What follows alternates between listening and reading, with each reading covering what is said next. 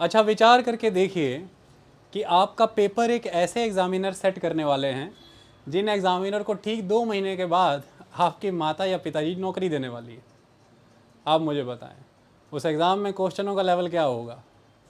नहीं होगा। अगर होगा भी तो एक संशय तो पैदा होगा, सस्पिशन तो होगा ही। क्यों? क्योंकि 2 महीने के बाद रोजी रोटी का मसला आपके परिवार से जुड़ने वाला है उनका। ये घातक है ना। अच्छा इसलिए कभी ऐसा हुआ करता था कि जो शिक्षक हुआ करते थे वो कुल गुरु के रूप में जाने जाते थे। जैसे एक कुल का एक गुरु है। सेकुलर टीचर बड़े कम रहे हैं हमारे देश में। इन्हीं कुल गुरुओं में से एक कुल गुरु द्रोणाचार्य भी थे।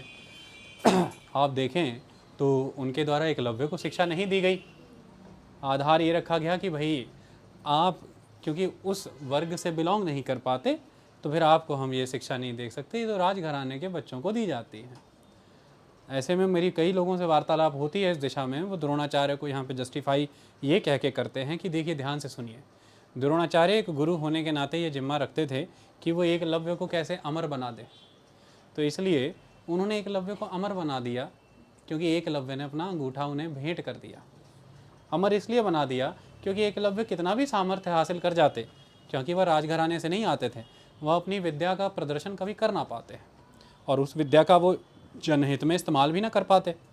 लेकिन एकलव्य ने जब गुरु दक्षिणा में उनसे अंगूठा मांगा तो वह शिक्षित इस छात्र धर्म में अमर हो गए। ये बात उनकी भावुकता के तौर पर तो ठीक सी लगती है, लेकिन मेरा उनसे यही सवाल रहता था, इस तंत्र के खिलाफ ही तो हमें बात करनी है कि एकलव्य कभी भी अपनी गुणों का, अपनी शिक्षा का प्रदर्शन क्यों नहीं कर सकते। राजा शब्द का अर्थ है राजन, वह जो जिसके शासन का ध्येय जन है, जना। तो जब आपके शासन का ध्येय जन है तो ये ध्येय जन, ये समर्थन किस पर आधारित होना चाहिए?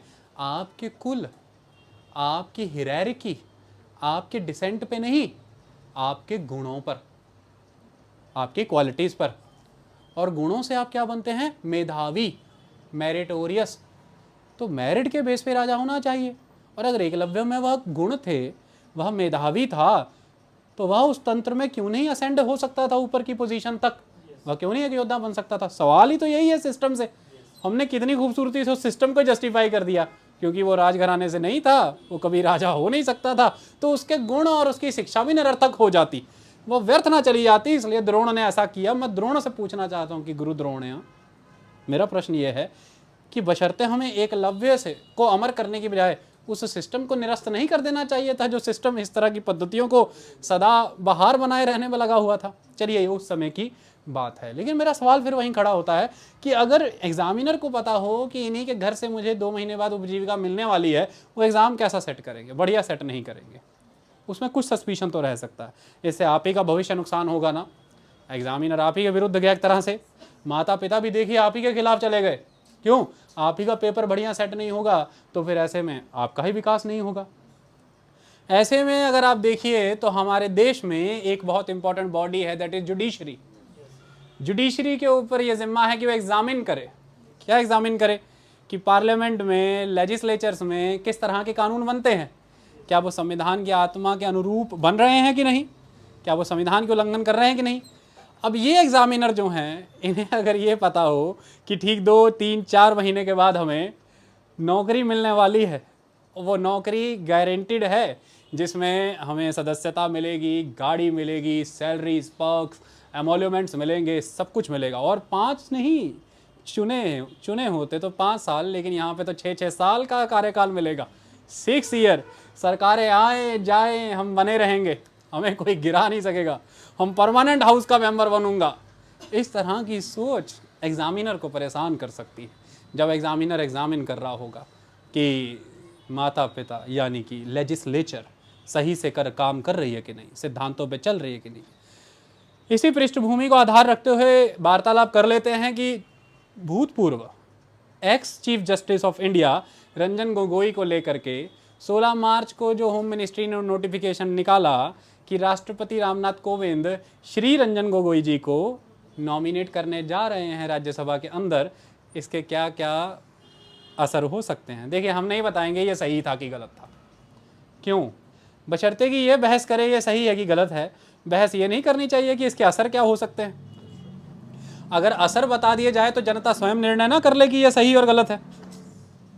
देखिए आपको कोई रोग है तो मैं पहले ये बताऊं कि इस रोग से आपको क्या क्या नुकसान हो सकते हैं, तो फिर आप खुद नहीं तय कर लेंगे कि ये सही है कि गलत है। तो देखिए हम इस पर विवेचना करेंगे, चर्चा करेंगे, हमारा अधिकार बनता है। यूपीएससी कैंडिडेट होने के नाते सबसे इंपॉर्टेंट बेसिस है कि कॉन्स्टिट्यूशनल प्रॉपराइटी कैसे मेंटेन हो, क्योंकि कॉन्स्टिट्यूशनल प्रॉपराइटी मेंटेन करना ही आपका कर्तव्य होगा कल को एज एन ऑफिसर। और उस प्रॉपराइटी को मेंटेन करने के लिए कॉन्स्टिट्यूशनल बॉडीज़ हैं, संवैधानिक संस्थाएं हैं। वो संस्थाएं अगर अपनी प्रॉपराइटी मेंटेन रख पाएंगी, जिसे हम कहते हैं जुडिशियल प्रॉपराइटी, तो ही वो आगे कॉन्स्टिट्यूशन की आत्मा को जिंदा रख पाएंगी। ऐसे में ये देखना जरूरी है कि सेपरेशन ऑफ पावर का वो पायस कंसेप्ट कॉन्स्टिट्यूशन के अंदर, जिसके तहत जुडिशरी लेजिस्लेचर को हमने सेपरेट कर रखा है, independent of judiciary and the constitutional propriety, इन सभी क्षेत्रों में यह अपॉइंटमेंट कितनी खरी उतरती है। वो कांग्रेस जो बीजेपी पर आज सवाल उठा रही है, उस कांग्रेस ने क्या किया है इस दिशा में, इस पे भी आपके सामने खुल के चर्चा रखेंगे। यह बीजेपी जिसने आज यह निर्णय लिया है, इनके भूतपूर्व और इस समय स्वर्गवास हो चुके अरुण जेटली यानी कि फाइनेंस मिनिस्टर क्या कह रहे थे 2012 को, रंजन गोगोई अभी थोड़े समय पहले क्या कह रहे थे इन अपॉइंटमेंट्स को लेकर के, इनका भी वक्तव्य आपके सामने रखेंगे विद प्रूफ कि रंजन गोगोई का स्टेटमेंट क्या था, अरुण जेटली का यानी कि बीजेपी का स्टैंड क्या था। कांग्रेस जो कि आज इन्हें कई नामों से पुकार रही है, मैं बता देता हूं कि कांग्रेस इसे किस किस नाम से पुकार रही है। पहली बात तो मिस्टर काटजू हैं, ये भी जस्टिस रह चुके हैं। इनका कहना यह है कि ये शेमलेस है, डिस्ग्रेसफुल है, सेक्सुअल परवर्ट है। शेमलेस, डिसग्रेसफुल, सेक्सुअल परवर्ट, क्योंकि आरोप लगे थे ना रंजन गोगोई पर। अच्छा आगे सुनिए, कांग्रेस कहती है कि it is unpardonable assault on the constitution, unpardonable assault on the constitution. Congress के भी गिरबान में झांकेंगे, बीजेपी के भी गिरबान में झांकेंगे, और इसकी परवाह ना किए बिना कि कोई हमें प्रो कांग्रेस या एंटी कांग्रेस, प्रो बीजेपी या एंटी बीजेपी कहता है, हम पूरा आकलन वैसे करेंगे जैसे हर बार करते हैं, क्योंकि हम प्रो नेशन हैं। आई बात समझ में, हम राष्ट्र हित में हैं, राष्ट्रवादी हैं। राज्य की आलोचना करने का हमें पूरा अधिकार है, क्योंकि राष्ट्रवादी होना बड़ी बात है, जरूरी नहीं कि आप राज्यवादी भी हों। We are in the support of the nation. State क्या करता है उस पर हम क्रिटिकल असेसमेंट दे सकते हैं। चलिए पहले तो समझाते हैं आपको ये हुआ क्या।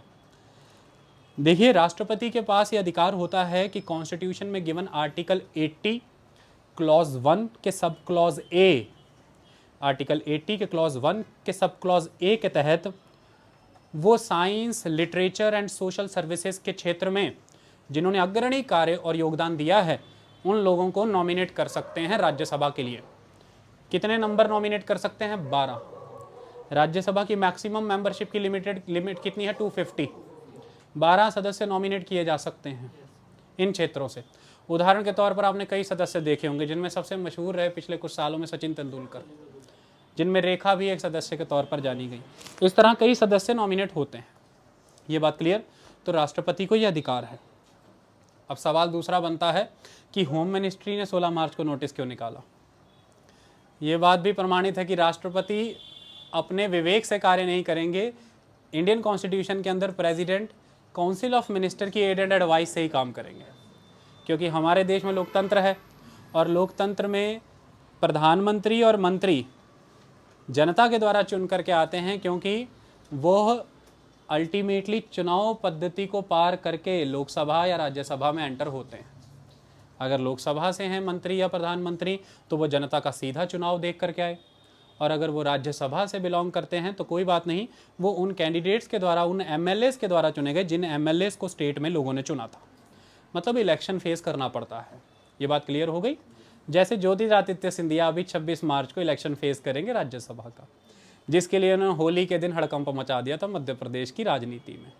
बस 26 तारीख को अभी चुनाव होंगे राज्यसभा के। राज्यसभा के लगभग 1/5 मेंबर इस बार रिटायर होने जा रहे हैं। ये कितनी भी बड़ी बात है, इसे रिटायरमेंट कहा जाता है। लोकसभा के विषय में ऐसा रिटायरमेंट जैसा शब्द नहीं होता। लोकसभा तो डिसॉल्व होती है, हर 5 साल पर लोकसभा खत्म होती है और नई लोकसभा चुन करके आती है। और क्योंकि अपर हाउस यानी कि राज्यसभा यानी कि काउंसिल ऑफ द स्टेट्स, क्योंकि वो परमानेंट हाउस है, हाउस ऑफ द एल्डर्स है, वो कभी भी डिसॉल्व नहीं होती, वो चलती रहती है। उसके 1/3 सदस्य हर 2 साल के बाद रिटायर होते हैं।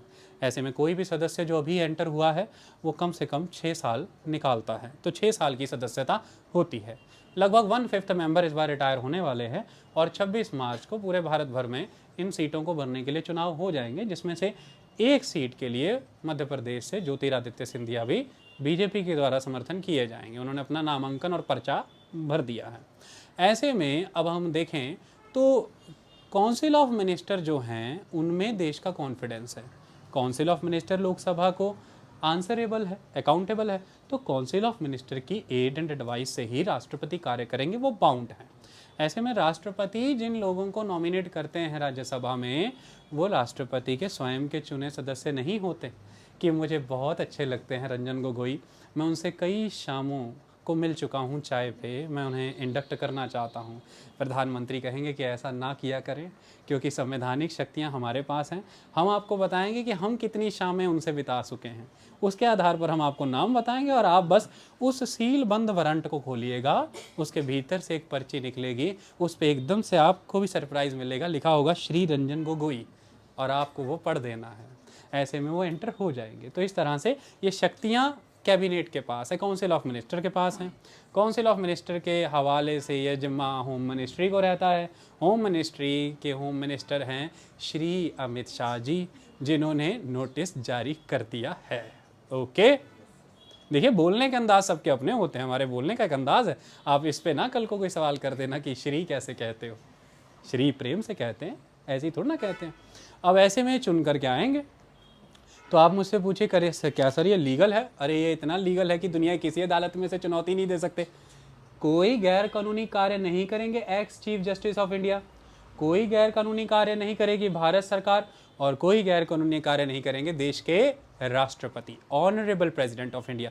ये बिल्कुल लीगल है। क्यों है लीगल?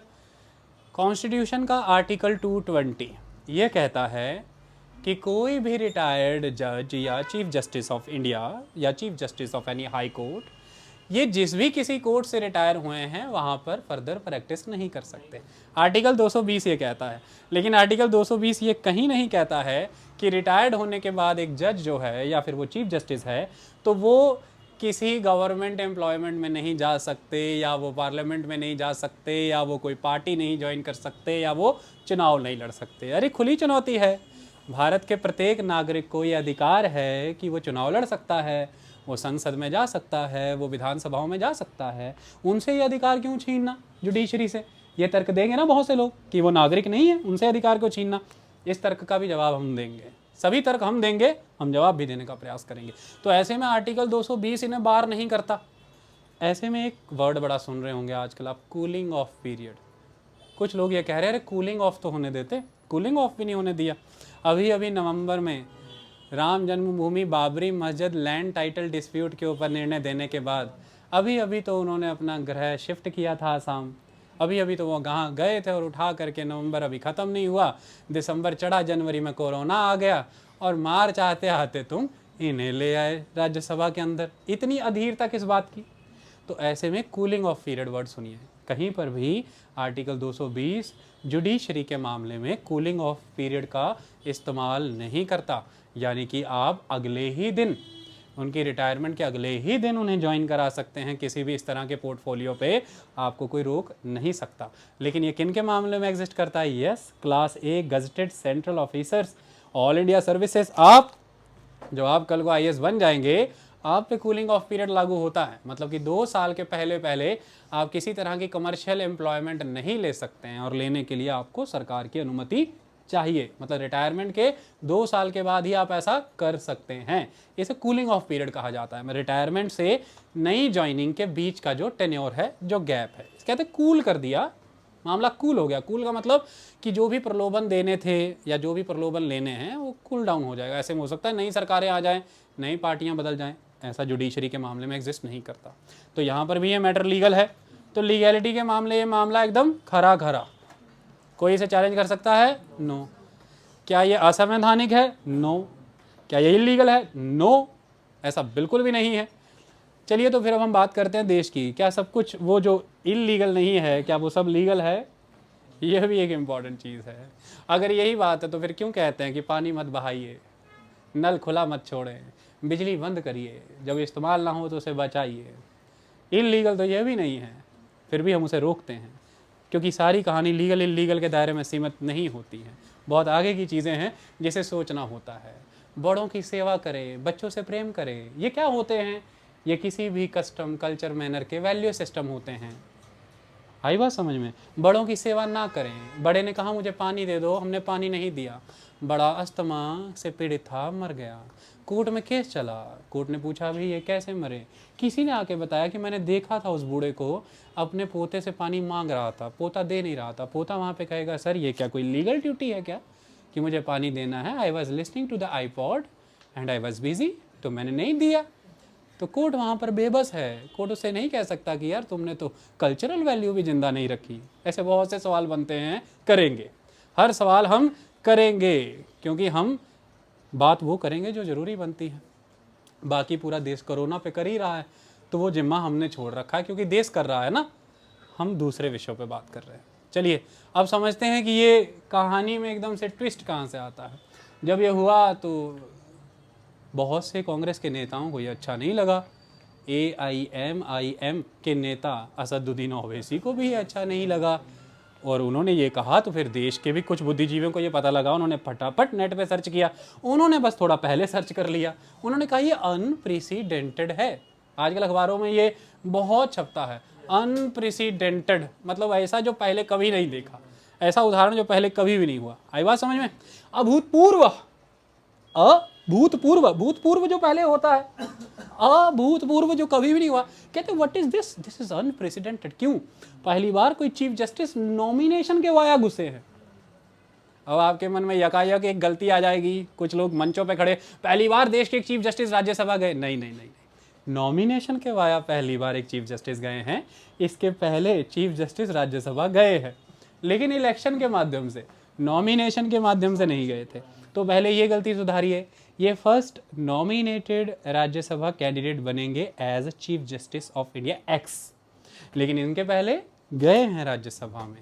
राज्यसभा के मेंबर खुद बाद में हाई कोर्ट और सुप्रीम कोर्ट के जज बने हैं, चीफ जस्टिस बने हैं, वो भी आपको बताएंगे। ये बात समझ में आ गई? क्यों है सारा डिस्प्यूट रंजन गोगोई को लेकर के? तो असदुद्दीन ओवैसी ने कहा कि इट इज क्विड प्रो को, क्विड प्रो को। अब ये क्विड प्रो को क्या है भाई, इसे भी समझना जरूरी है। इस पे बड़ी अच्छी बहस है। एक अगर आप देखेंगे तो टेलीविजन पे जाके नेट पे निकालना सुषमा स्वराज क्विड प्रो को डिबेट इन द पार्लियामेंट, तो आपको सुषमा स्वराज की निकलेगी। क्यों निकलेगी? क्विड प्रो को की डिबेट। उनके पति के ऊपर एक आरोप लगा था, आरोप बड़ा संगीन था। ऐसा बताया जा रहा था कि उनके ललित मोदी के साथ संबंध थे या बहुत लोगों के साथ संबंध रहे हैं, कई फायदे पहुँचाए हैं। इस तरह की बातों पर कांग्रेस ने जब उन पर क्विड प्रो को के आरोप लगाए, फिर उन्होंने कांग्रेस को समझाया कि क्विड प्रो को क्या है। मैं समझाऊँ, याद कराऊं भोपाल गैस ट्रेजेडी, याद कराऊं मिस्टर एंडरसन का केस, याद कराऊं बोफोर्स मामले में क्वात्रोची का केस, किस तरह से आपने हर मामले में क्विड प्रो को किया है राजीव गांधी के समय में, क्या लाभ लिए और क्यों उनको भारत से भगाया, बचाया। ये लंबी डिबेट है। क्विड प्रो को का सीधा अर्थ ये है कि आप किसी को फेवर देते हैं इस उम्मीद से कि उससे भी फेवर मिलेगा। इट इज क्विड प्रो को। अब असदुद्दीन ओवैसी ने इसे क्विड प्रो को क्या कहा है? तो उन्होंने इसलिए इसे क्विड प्रो को कहा है क्योंकि रंजन गोगोई बहुत important religious, political, economic decisions का पार्ट रहे हैं। जैसे कि उदाहरण के तौर पर राम जन्मभूमि मामला। कुछ लोग तो यहाँ तक चले गए, कहते हैं उन्होंने अपना विदेशी दौरा रद्द कर दिया था राम जन्मभूमि मामले का जजमेंट लिखने के लिए। अरे ये तो अच्छी बात है, किसी के काम के प्रति उसकी डिटर्मिनेशन को दिखाते हैं। अब इधर से राम जन्मभूमि हो चुका है, मामला हो गया, बाद में पता लगा रंजन गोगोई तो चले गए विदेश, ट्रिप पे चले गए, जजमेंट नहीं लिख रहे, तब भी आप उनका क्रिटिसिज्म करते हैं कि इतने सेंसिटिव मामले में आप जजमेंट नहीं लिख रहे। ऐसे नहीं करना चाहिए, ये गलत है। तो उन्होंने राम जन्मभूमि में मामले में नतीजा दिया। नतीजा क्या दिया? 2.77 एकड़ का डिस्प्यूटेड लैंड मिल गया किनको? राम लल्ला को। और 5 एकड़ ज़मीन दी गई मुस्लिम्स को मस्जिद बनाने के लिए। ये फैसला था, आपको पता था, मैंने डिटेल पे उस पर लेक्चर दिया है। अब इसको ज़रा ध्यान से समझो, इसमें माना क्या जाता है। जो लोग ये कह रहे हैं कि ये क्विड प्रो को है, हम भी इस पर बात करेंगे, लेकिन मैं एक सवाल पूछना चाहता हूँ। अगर ये क्विड प्रो को है तो राम जन्मभूमि का मामले का निर्णय तो 5 जजेस की बेंच ने दिया था, अकेले रंजन गोगोई ने तो नहीं दिया था। और वो 4 जजेस अभी सर्विंग होंगे, तो मतलब ऑलरेडी वो 4 के 4 भी कल्परेट हैं क्या? अगर ये क्विड प्रो को था तो ये सिंगल जज के बेंच का डिसीजन तो था नहीं, ये तो 5 जजेस बेंच का डिसीजन था। तो एक तरह से इन पर मानहानि भी तो चल सकती है, कोर्ट की अवमानना का मामला भी तो चल सकता है, क्योंकि एक जज के साथ इन्होंने बाकी 4 भी लपेट दिए। ये भी बहुत एक्सट्रीम बात है, नहीं करनी चाहिए, नहीं करनी चाहिए, ये क्लियर बात है। दूसरी बात, अगला इनके बारे में ये कहा जाता है कि भैया इन्होंने ट्रिपल तलाक के मामले में भी डिसीजन दिया, उस मामले में भी इनका डिसीजन बहुत इंपॉर्टेंट था। फिर बात आती है कि साबरीमाला में भी इनका निर्णय आया। ट्रिपल तलाक के मामले में भी 3 जजेस का बेंच था, 3 जजेस का बेंच था, उसमें भी अगर आप इन पे आरोप लगा रहे तो बाकी 2 जज के बारे में भी बात होनी चाहिए। फिर तो वो जजेस को भी इस पर आपत्ति लेनी चाहिए थी ना, क्योंकि राम जन्मभूमि मामले में 5 जजेस में से 5 कंसेंसस से आया था डिसीजन। आपको पता है स्प्लिट डिसीजन नहीं था, कंसेंसस था। तो मैं उन 4 जजेस से भी थोड़ी बात करना चाहता हूँ कि भाई आपको बुरा नहीं लगा ये क्विड प्रो क्वो वाली स्टेटमेंट में, क्योंकि आप तो हिस्सा थे उस बेंच के, आपको एक स्टैंड लेना चाहिए, ये इंपॉर्टेंट चीज़ है।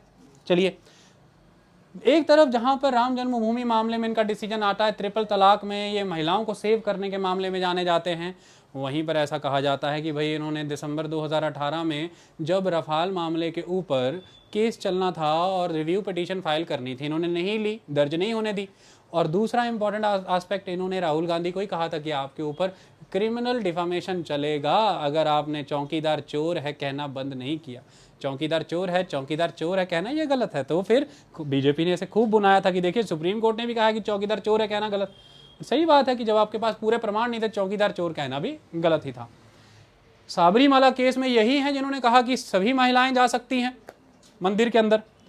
तो एक तरफ देखें तो integrity, independence, dignity, non discrimination attitude, liberty, equality, fraternity, हर मामले को ही रक्षा करने वाले माने जाते हैं। ये ऐसी बात तो नहीं है।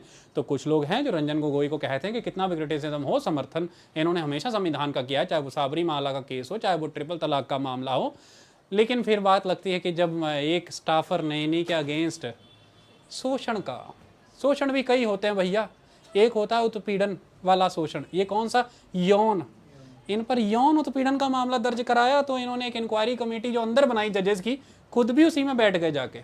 इन पे आरोप लगता है कि उस पैनल के खुद ही मेंबर हो गए, उस बेंच के खुद ही हिस्सा हो गए और खुद ही जांच कर रहे हैं। और तर्क इन्होंने ये दिया कि मैं इसलिए बैठा हूं कि कहीं कुछ गड़बड़ ना कर जाए जजेस, तो मैं देखने के लिए बैठा हूं कि अच्छे से सब हो और सारी जांच प्रॉपर हो और वो महिला डरे ना। ये इंटरनल इंक्वायरी है। मैं बहुत से लोगों को ये क्लियर कर देना चाहता हूं कि वो डाउट में ना रहे, बेंच नहीं था, इंटरनल इंक्वायरी पैनल था। मैंने इस पर आगे डिटेल में समझाया हुआ है पहले भी। ऐसे में वो डिटेल, वो जो रिपोर्ट भी है उसके बारे में भी कहा कि नहीं ये आरटीआई के अंदर नहीं आती, इसे पब्लिक नहीं किया जा सकता, ये बहुत सेंसिटिव रिपोर्ट है, इसमें कई वार्तालाप हमारे बीच ऐसी हुई हैं जो जनता के बीच नहीं आ सकती हैं। रिपोर्ट भी सेंसिटिव करके अंदर रख ली, खुद पैनल में बैठ के महिला को रक्षा देने के लिए, और महिला का उसके बाद किसी को पता ही नहीं चला, मामला खत्म। एक वकील निकल करके आया जिन्होंने कहा कि चीफ जस्टिस के अगेंस्ट बहुत बड़ी कॉन्स्पिरेसी रची जा रही है, मुझे 5 करोड़ ऑफर हुआ था उन्हें मलाइन करने के लिए कि एक महिला तैयार करो उनके खिलाफ। वो आदमी भी बाद में किसी को मिला नहीं, किधर चला गया, सब कहीं चले गए। मुझे लगता है ये जो कहीं ना कहीं चले गए, इन्हें समय से पहले ही कोरोना हो गया था शायद, ये दोबारा कभी दिखे ही नहीं। इस तरह का एक मामला हो गया। इसके मामले में इन्हें कहा जाता है कि संदिग्ध, उस समय आपको पता होगा प्रोटेस्ट भी हुए थे, बहुत से लोगों ने सड़कें भी, चक्के भी जाम किए थे, सुप्रीम कोर्ट हाई कोर्ट के घेराव भी किए थे। तो ये एक मामला इनके खिलाफ है। राम जन्मभूमि के मामले में इन्हें कहा जाता है कि ऐसा लगता है कि ये तय करके बैठे थे कि मैंने ये फैसला इस वर्ग के हित में देना है। फिर इनसे कहा जाता है कि भाई जब धारा 370 हटी उसके बाद इन्होंने इवेसिव टेंडेंसी अपनाई, मतलब कि जितनी भी मैंडामस लग रही हैं कि लोगों को प्रोजेक्ट प्रोड्यूस करो, जितनी भी हैबियस कॉर्पस लग रही है, मैंडामस कह रहा हूँ, जितनी भी हैबियस कॉर्पस की रेट लग रही हैं कि लोग प्रोड्यूस करो, ये उन्हें डिनाई करते गए, टालते गए। 370 का मामला टालते गए, मामला लंबा खिंच गया। तो इसलिए कहा जाता है कि इन्होंने अच्छा खासा रूम दिया किसको, सरकार को। फिर इनके बारे में कहा जाता है कि ये मास्टर ऑफ द रोस्टर थे। मास्टर ऑफ द रोस्टर की कहानी बता देते हैं। रंजन गोगोई बड़े फेमस हैं, जितने लोग आज इनका क्रिटिसिज्म कर रहे हैं उसमें कांग्रेस सबसे प्रथम है ना। चलिए आप एक काम करिए, 2018 के कांग्रेस के कॉलम निकालिए, 2018 के पत्रकारों के कॉलम निकालिए। रंजन गोगोई के बारे में कहा जाता था क्रूसेडर है, सत्य को बचाने वाले मसीहा आ गए धरती पे। यही है जो इंटीग्रिटी, इंडिपेंडेंस बताएंगे जुडिशरी के, क्योंकि जुडिशरी तबाही होने वाली थी मोदी सरकार के अंदर। ये बचाएंगे क्यों, जानते हो क्यों? क्योंकि जस्टिस, उस समय के जस्टिस जस्ती चलमेश्वर के बड़े से गार्डन में ये लोग आए, ये और 3 जज और। पहली बार देश के इतिहास में जजेस ने एक प्रेस कॉन्फ्रेंस की और इस प्रेस कॉन्फ्रेंस में कुछ बोले भी नहीं। चेलामेश्वर इन्हें कहते रहे बोलो ना बोलो ना, वो इन्हें कहते रहे you speak, you want to speak, we are in your garden, तो एक दूसरे को कहते रहे। लेकिन इतने में इतना कह गए कि जस्टिस दीपक मिश्रा, चीफ जस्टिस दीपक मिश्रा, वो अजीब से तरीके से कोर्ट चला रहे हैं। केसेस किसको देने हैं किसको नहीं समझ में नहीं आ रहा। सीनियर सेंसिटिव केसेस को सीनियर जजेस से लेके, जैसे जस्टिस चेलामेश्वर से लेकर के जूनियर जज को दिया जा रहा है। पेंडिंग केसेस जिसके सामने चल रहे हैं उससे लेके दूसरे को, तो मतलब ये समझ में नहीं आ रहा। तो लोगों ने कहा Ranjan Gogoi will be the next chief justice of India. देश बच गया, देश बच गया, इन्हें आज़ादी होनी चाहिए, चीफ जस्टिसों को भी प्रेस कॉन्फ्रेंस करनी चाहिए। तब सबने हंगामा मचाया कि ये नहीं होनी चाहिए थी, चीफ जस्टिस नहीं करते, सॉरी जजेस जो है वो नहीं करते इस तरह। लेकिन उस समय में रंजन गोगोई की फोटोएं छपने लगी कार्टून वाले सेंस में। वो जो एक फोटो में ऐप होता है ना, आप अपनी फोटो कार्टून जैसा बना सकते हैं एकदम से, तो टी शर्ट नहीं छपी, बस इतना ही था, फोटोएं तो छप रही थी चारों दिशाओं में। फिर रंजन गोगोई गद्दी पर आए, फिर वही पत्रकार वही जमात रंजन गोगोई को कहने लगी कैसी तानाशाही रूलिंग कर रहे हैं आप, सब तरह से मिल चुके हैं क्या आप। तो यही रंजन गोगोई हैं जिन्होंने दीपक मिश्रा के खिलाफ प्रेस कॉन्फ्रेंस की, और वही मोदी सरकार। यही रंजन गोगोई जब भर्ती हुए तो उसके खिलाफ अब आज आरोप हैं कई तरह के, और कहा जा रहा है क्विड प्रो को है। इन चीज़ों से सराबोर रहा इनका कार्यकाल, जो कि 13 महीने का था। ये 46वें यानी कि 46th chief justice of India रहे हैं। आई बात समझ में। इनकी जगह ली जस्टिस शरद अरविंद बोबड़े, जो कि इस समय 47th chief justice of India है। आ गई बात समझ में। चलिए अब बताते हैं कि ये आरोप किन किन पर कब कब कैसे कैसे लगते रहे हैं। ध्यान से समझिएगा चीज़ों को। सबसे पहले मैं इनका नाम लेना चाहता हूँ, जस्टिस फजल अली। जब हम जस्टिस फजल अली का जिक्र करते हैं तो ये मामला 1950 का है। क्या हुआ 1950 में? A.K. गोपालन वर्सेस स्टेट ऑफ मद्रास का केस हुआ। ये ऐसा माना जाता है कि देश का पहला केस था जिसमें आर्टिकल 32 का इस्तेमाल हुआ, और ये पहला ही आर्टिकल 32 जिसके अंदर कॉन्स्टिट्यूशनल रेमेडीज़ आती हैं। यानी कि अगर आपके फंडामेंटल राइट कहीं पर भी एनक्रोच किए हैं स्टेट ने, माने की सरकारों ने, तो आप उसके खिलाफ हाई कोर्ट और सुप्रीम कोर्ट जा सकते हैं अपने अधिकारों को सुरक्षित कराने के लिए। ऐसे में आप रेमेडी इस्तेमाल करते हैं, मतलब कि हल, वो रेमेडी सुधार निजात पाने के लिए। और वो सुधार कहाँ गिवन है? कॉन्स्टिट्यूशन के आर्टिकल 32 में। कई तरह की रेमेडीज़ हैं, जैसे मेंडामस है, हेबियस कॉर्पस है, को वारंटो है, सर्टियोरारी है, प्रोहिबिशन है। इस तरह की कई तरह की रेमेडीज़ दी हैं। तो 5 कॉन्स्टिट्यूशनल रेमेडीज़ हैं। ऐसे में उस समय में A.K. गोपालन एक कम्युनिस्ट लीडर थे, मेंबर थे। 1950 के प्रिवेंशन डिटेंशन एक्ट के तहत इन्हें उठा लिया गया, और जब इन्हें उठा लिया गया तो इन्होंने कोर्ट का दरवाज़ा खटखटाया। इन्होंने कहा भाई ये क्या है, मुझे क्यों उठाया गया प्रिवेंशन डिटेंशन के अंदर? इन पर शक था कि ये कुछ कर सकते हैं। ऐसे में उन्होंने कहा कि प्रिवेंशन डिटेंशन के अंदर जब मुझे उठाया गया है तो ये तो एक तरह से मेरी आर्टिकल 21 के राइट टू डिग्निफाइड लाइफ के खिलाफ है यार, राइट टू लाइफ के खिलाफ है, मेरा जीवन का एक अधिकार है। उस समय के सभी जजेस उस समय की मद्रास सरकार के नोटिस और उनके कदम के साथ थे, लेकिन फजल अली ने खिलाफत कर दी। ये देश के इतिहास का पहला डिसेंट भी है, जब जजेस की बेंचेस में से एक जज ने डिसेंट कर दिया। फजल अली ने कहा यार नहीं, ये सही बात है, फंडामेंटल राइट में राइट टू लाइफ एक बहुत बड़ा राइट है। राइट टू लाइफ में राइट टू डिग्निफाइड लाइफ भी है, ऑनरेबल लाइफ है, और हर तरह की चीज़ें आनी चाहिए। उस समय में ऐसे किसी ने माना नहीं, लेकिन बाद में 1980s के दौर में मेनका गांधी केस में राइट टू लाइफ को एक्सपेंड किया गया फजल अली की बात मान के। फजल अली ने खिलाफत की, लेकिन आपको पता होना चाहिए उस समय सरकार प्रधानमंत्री जवाहरलाल नेहरू, मैंने पंडित जी की थी। अब पंडित जी की सरकार जो थी जवाहरलाल नेहरू जी की, इन्होंने तो खैर ओपोजिशन में स्टैंड लिया, लेकिन पंडित जी ने फिर भी इन्हें उठाया, इनके इंटेलेक्चुअल, इनकी नॉलेज और इन चीज़ों को देखते हुए, और उठा करके इन्हें उसी समय में गवर्नरशिप दी गई। तो ये उड़ीसा के गवर्नर बनाए गए, बाद में असम के भी बनाए गए। इस तरह से इन्हें कई इंपॉर्टेंट प्रोमिनेंट पोजीशन दी गई, और ये 1956-57 में स्टेट रीऑर्गेनाइजेशन कमीशन के, जिसके बेसिस पे भाषा के आधार पर स्टेट रीऑर्गेनाइज किए, ये उसके चेयरमैन भी बने, प्रेसिडेंट बने।